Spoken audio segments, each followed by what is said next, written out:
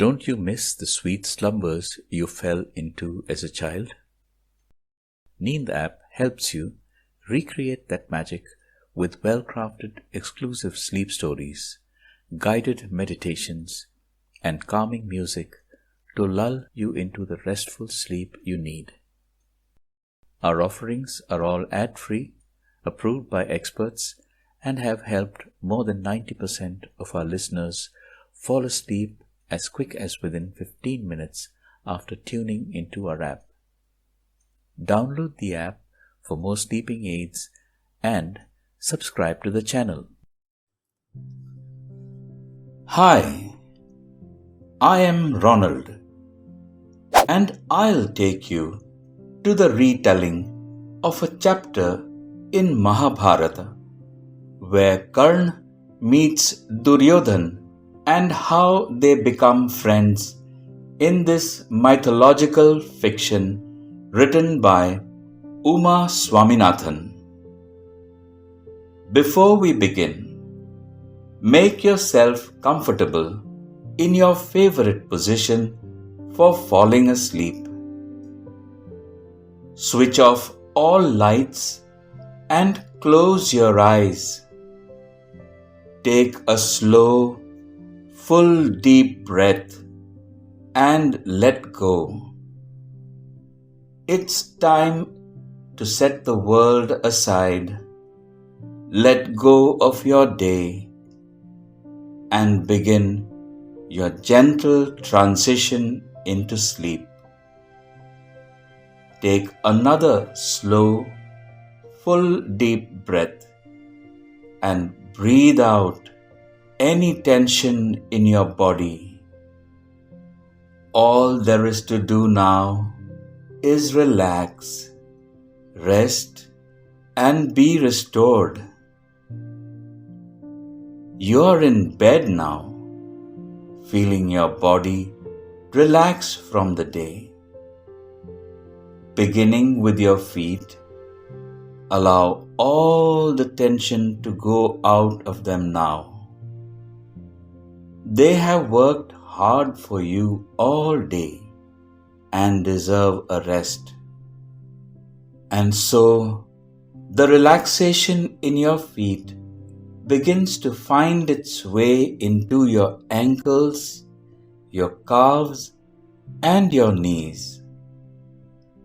And now, relax your upper legs, your hips, and feel this relaxation flowing up into your abdomen and lower back, and your upper back and chest, and feel this peaceful, relaxing feeling flowing down your arms, into your hands, and out your fingertips, and then up into your neck, head, and face. Now, your whole body is perfectly calm, relaxed, and ready for sleep. Soon, you'll be sound asleep, off on a peaceful journey into a dreamland that will carry you all the way through until morning. So, as you continue to listen to the story, begin to follow your breath, relax your entire body, and settle in for a wonderful sleep experience. Let's begin with our journey. The constants in a human being's life are Mata, Pita, Guru, and Devam. Mata is the first relationship one recognizes. She shows who your Pita is. Pita is the one who takes you to the Guru, and the Guru is the one who guides one to God. When you combine all four together, you will become a complete person. All four of them had abandoned Karna. Kunti, his mother, abandoned him when he was born. Surya, his father, had never supported him. He's always been on the move.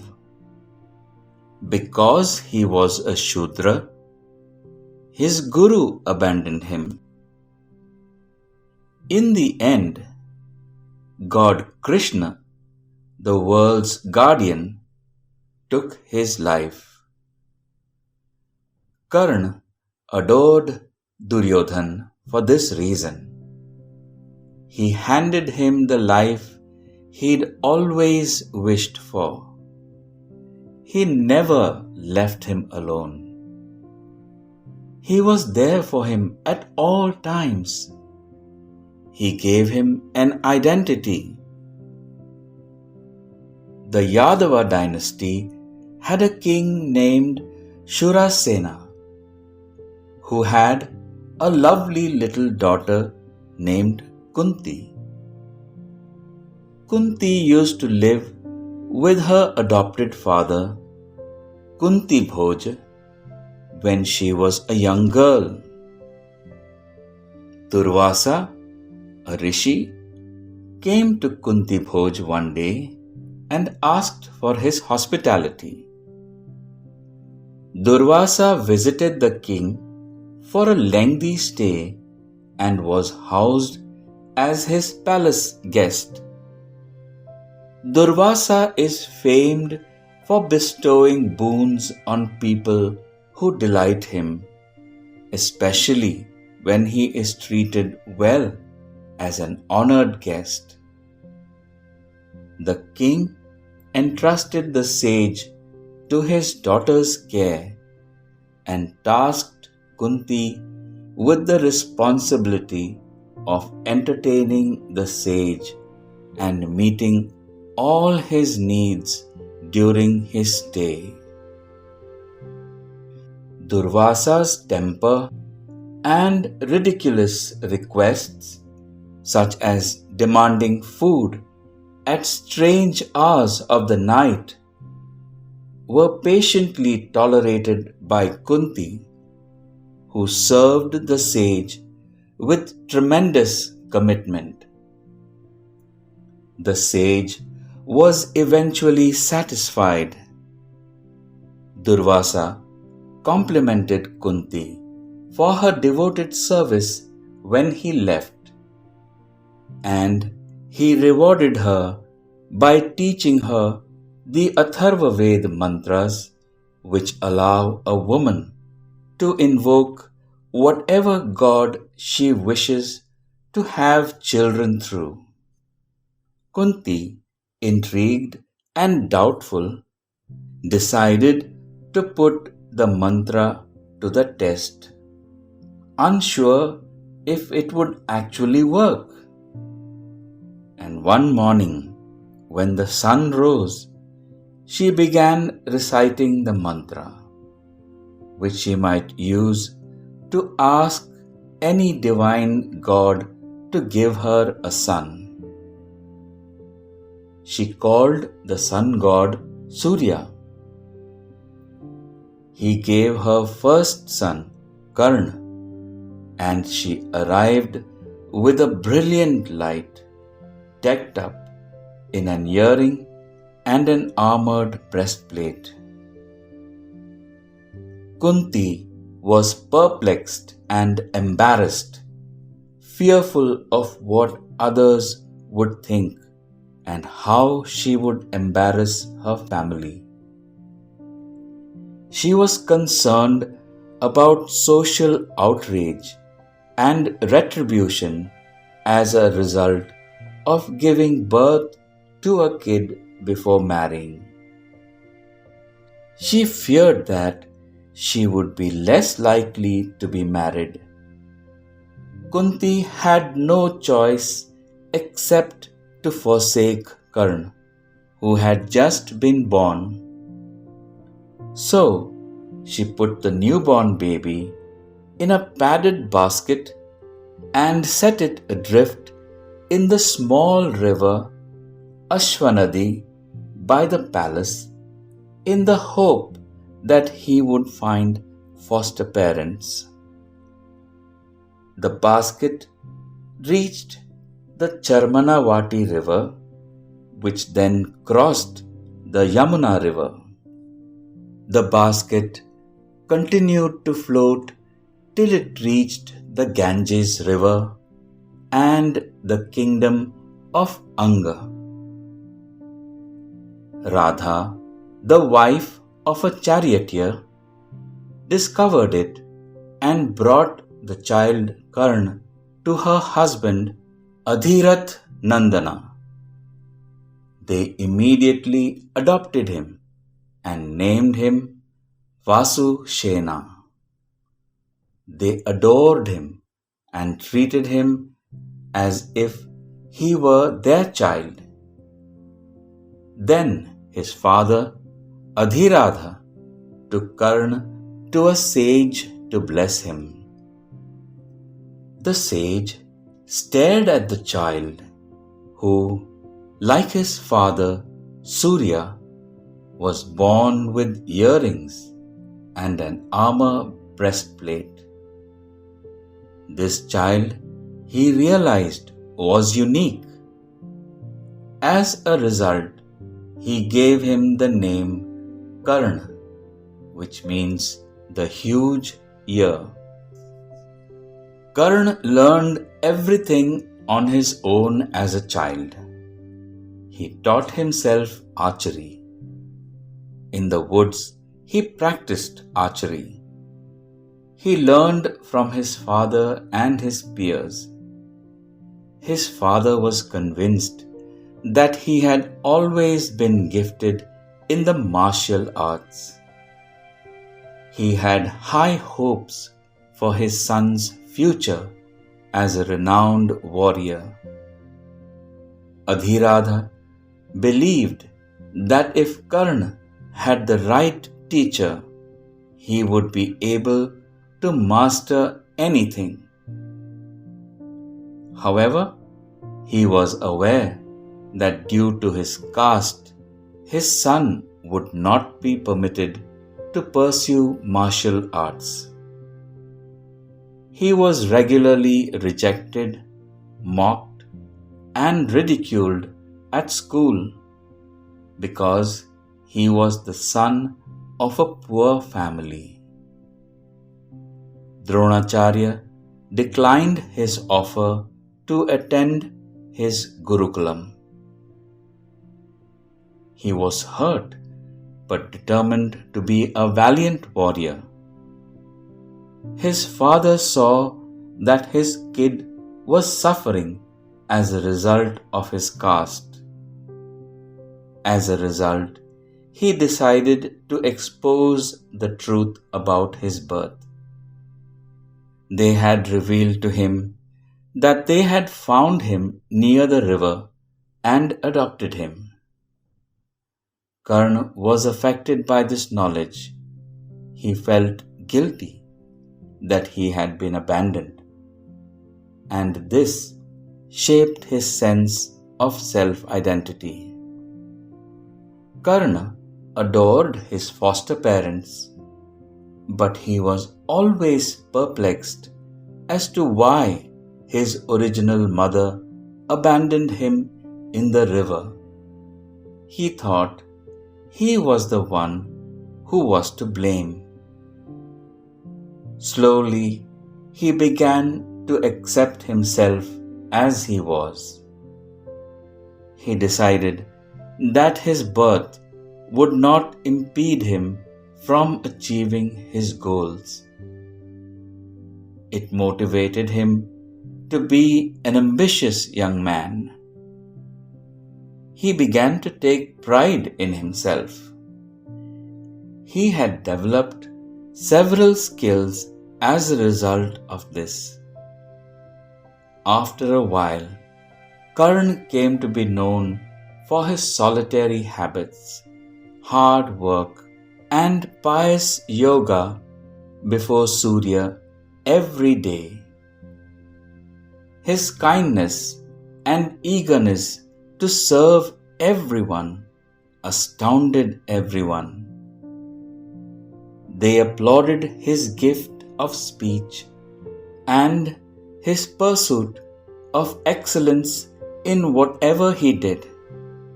He was a gifted orator as well as a wise man. Karna had a strong desire for respect, affection, and attention. He was constantly rejected and despised. His parents were the only people who truly cared for him. When he was shown some love and respect, he was pleased. He was a person who was extremely sensitive to criticism. He is prone to boasting about his abilities and fighting prowess. No one could argue with him about it because everyone knew he was the best warrior Anga had ever produced. He was egotistical about his abilities. He was also smart, and he always followed through on his dharmic obligations. His buddies informed him one fine day about the celebration that Dronacharya was hosting for his pupils. Karna was interested in learning more about the event. They are holding an event to show off the crown princes of Hastinapur's military prowess, they explained.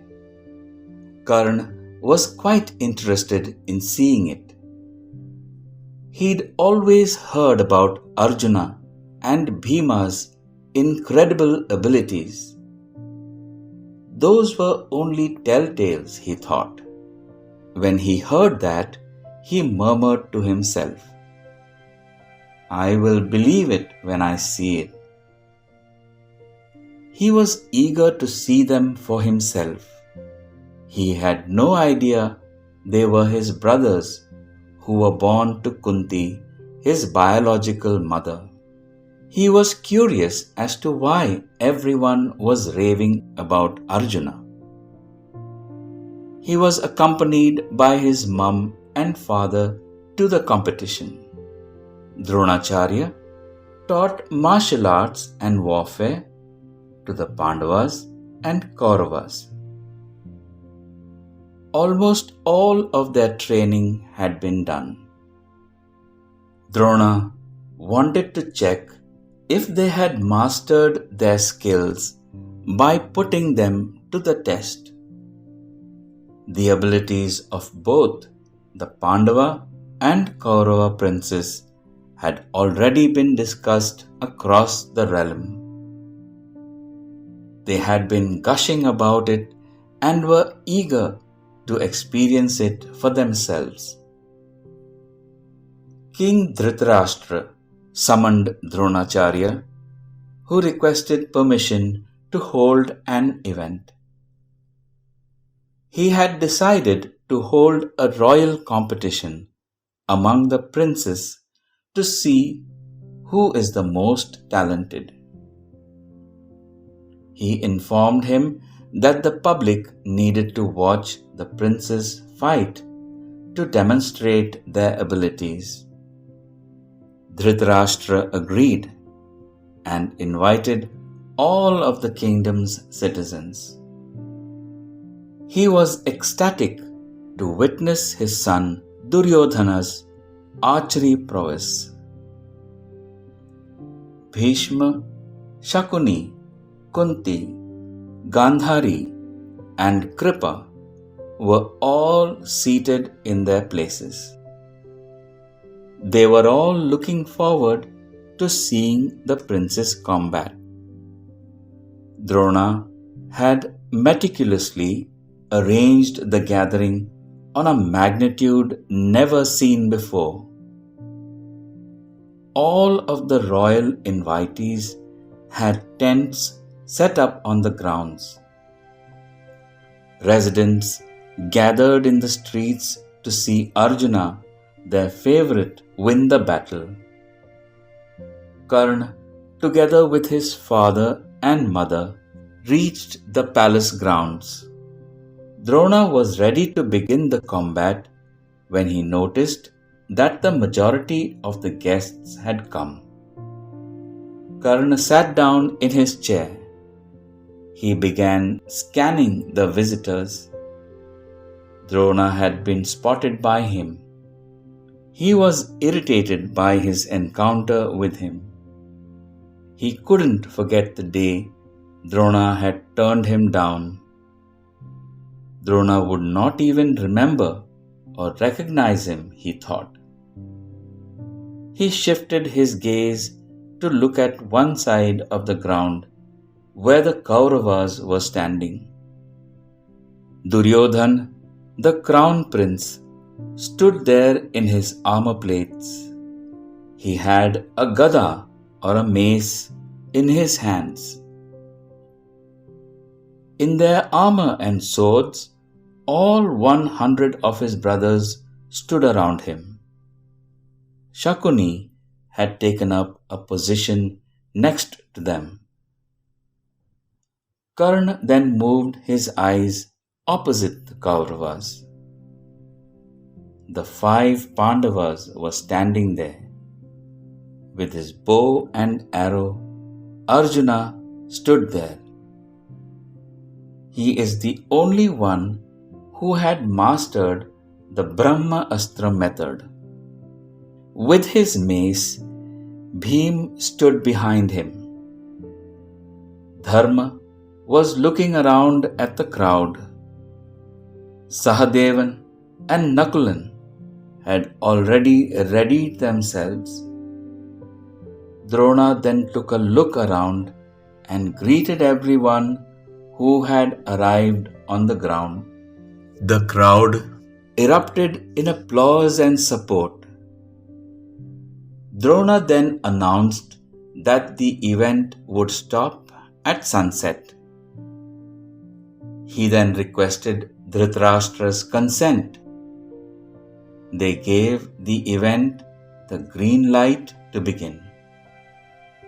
The princes exhibited their proficiency in a variety of weapons, including bows and arrows, swords, spears, and mace. The duel between Duryodhana and Bhima began after that. Bhim demonstrated his strength. No one else could wield the mace as well as Bhima.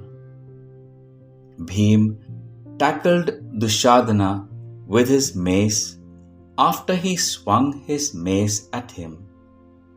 He swung his mace into Duryodhana's midsection with such force. Duryodhana took off and flew to the opposite end of the ground. Bhima was proclaimed the winner. Duryodhana now entered the fray with his mace and engaged Bhima in combat. Bhim and Duryodhana engaged in a violent mace duel. People couldn't decide who was the best since they were both so good. After that, each of the Kaurava brothers demonstrated their special abilities. Their presentation wowed the audience. It was clear that the crowd was waiting for Arjun to demonstrate his abilities. After a long wait, Arjun arrived. He initially demonstrated his archery talents with his bow and arrow. Arjuna wowed the audience by shooting blindfolded. With his arrows, he generated fire and rain. His arrows were responding to him as it was being worked after his commands. People couldn't believe their eyes when they saw what he did. They couldn't stop roaring until he finished. The combat between Duryodhana and Arjuna then began. Duryodhana threw his mace at Arjuna. The mace was deflected by Arjuna's arrows, which he shot one after the other in succession. Duryodhana accelerated his pace and swung his mace towards Arjuna. Arjuna tackled him with his bow and pushed him down. Arjuna immediately retaliated by shooting another arrow at Duryodhana. Duryodhana ducked one of the arrows.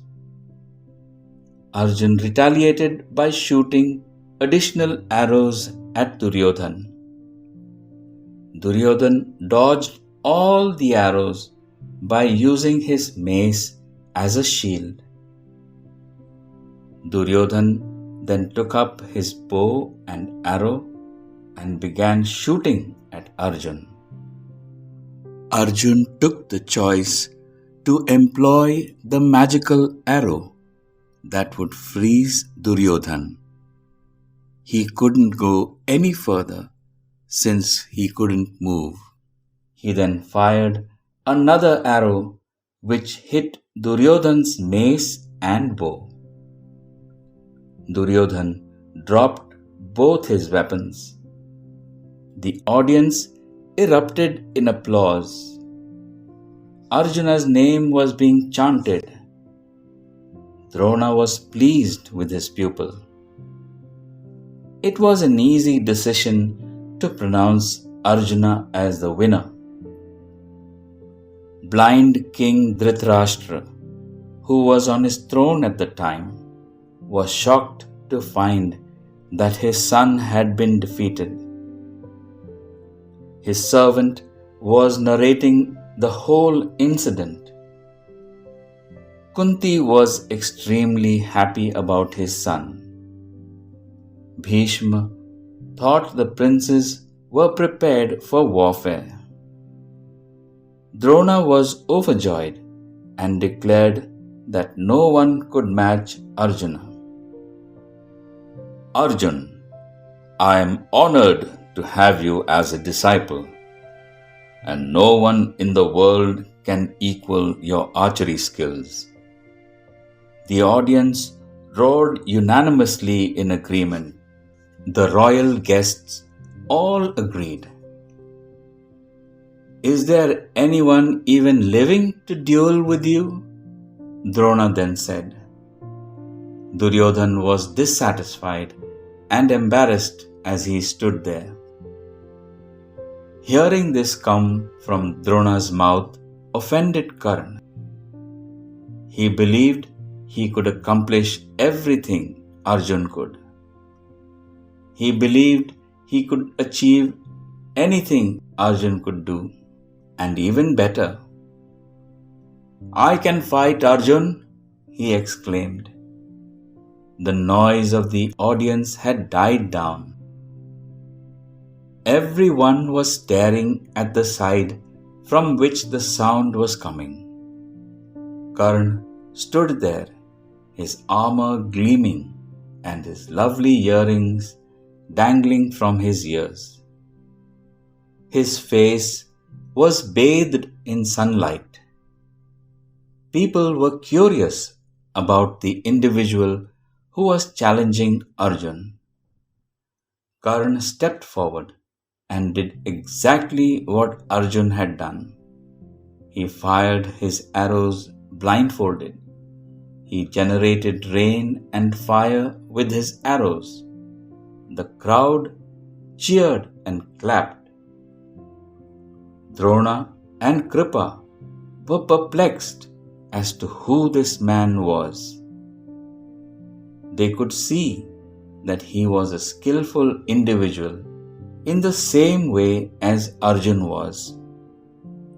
Duryodhan was relieved to see someone with Arjuna's abilities. He was astounded as well. Duryodhan saw Karna as a man who was equal to Arjun in martial abilities and someone to befriend to balance out Arjun and thereby diminish the Pandavas. Karna challenged Arjuna to a fight, saying, "I challenge you to a fight." Kripa was concerned that a peasant defending a royal prince like Arjuna would be a disgrace. Even though Arjun accepted the challenge, Drona refused to do so. Before the competition starts, the contestants must announce their lineage so that men of equal rank are placed together. Arjun announced his royal lineage.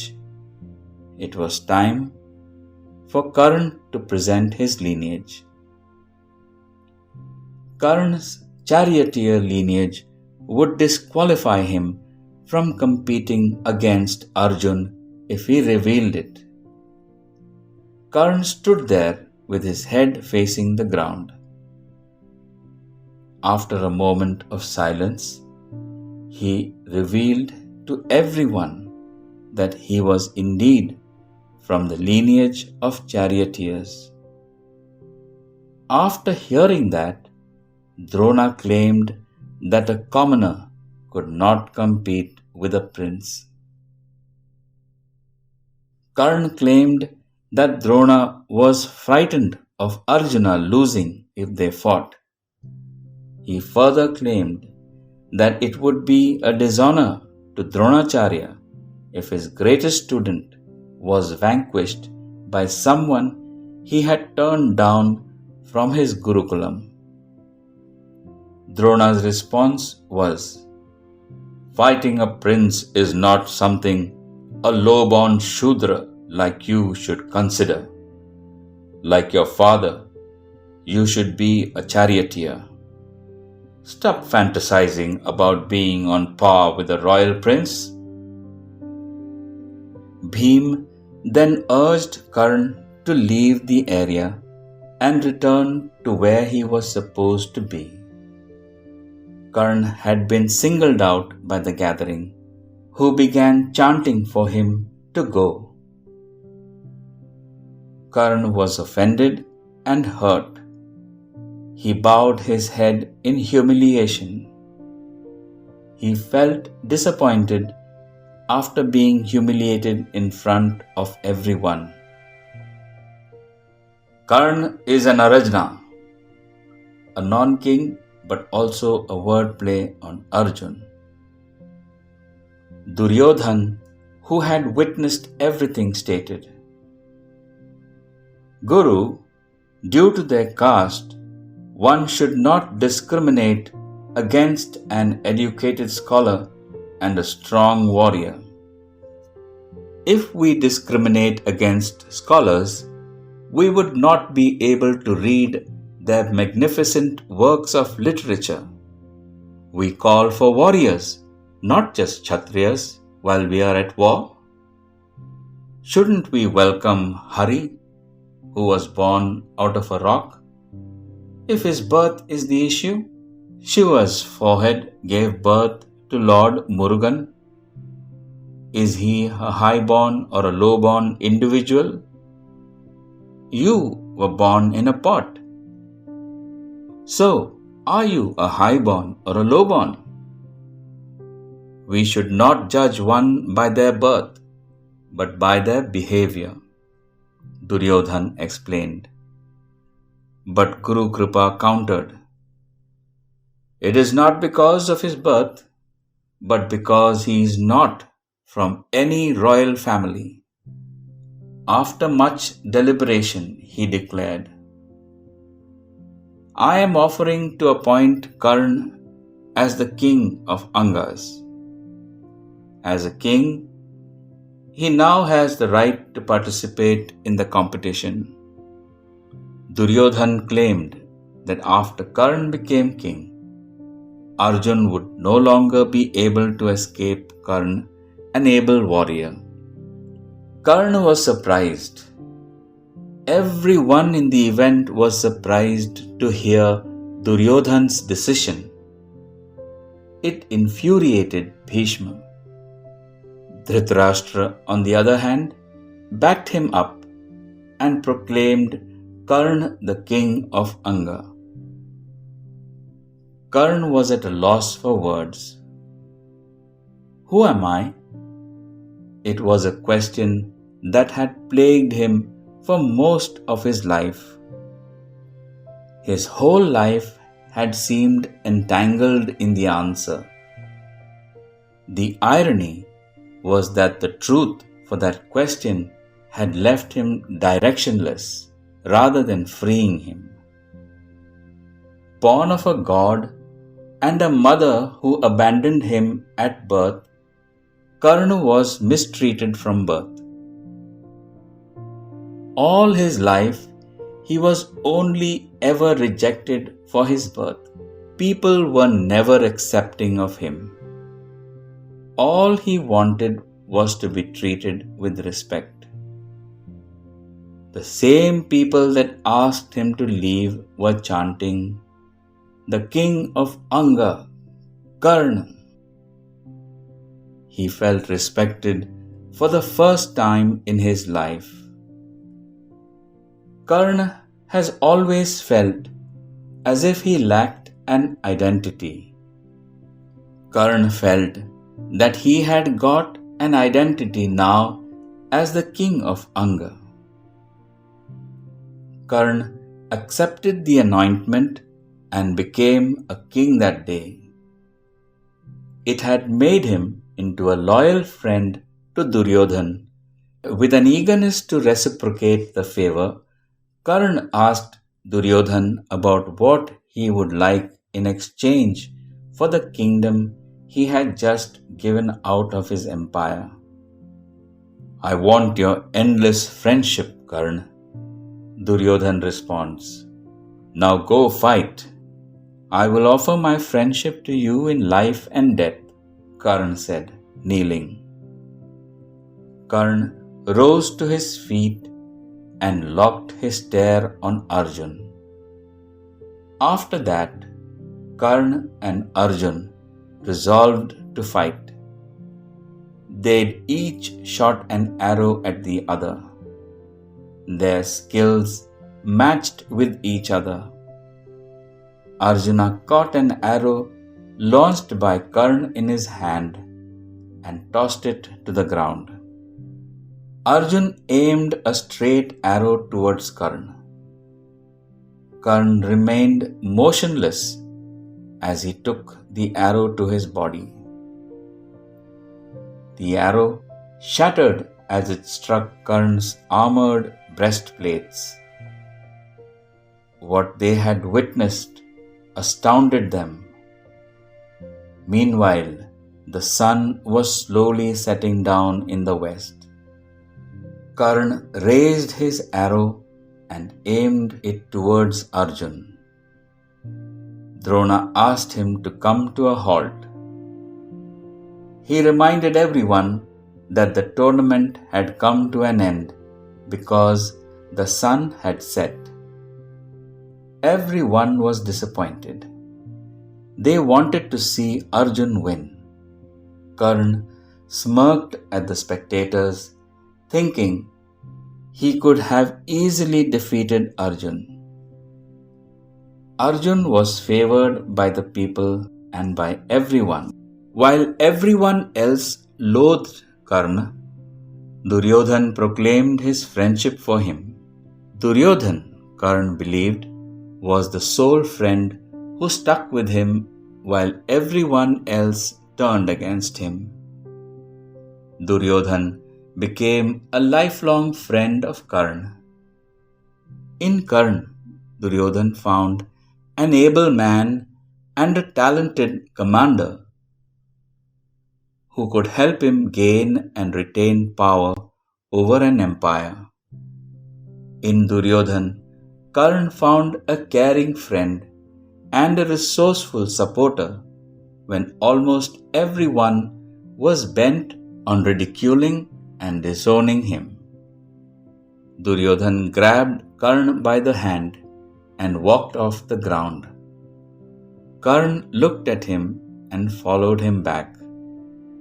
He was completely oblivious to the roars of the crowd. He felt respected by Duryodhana.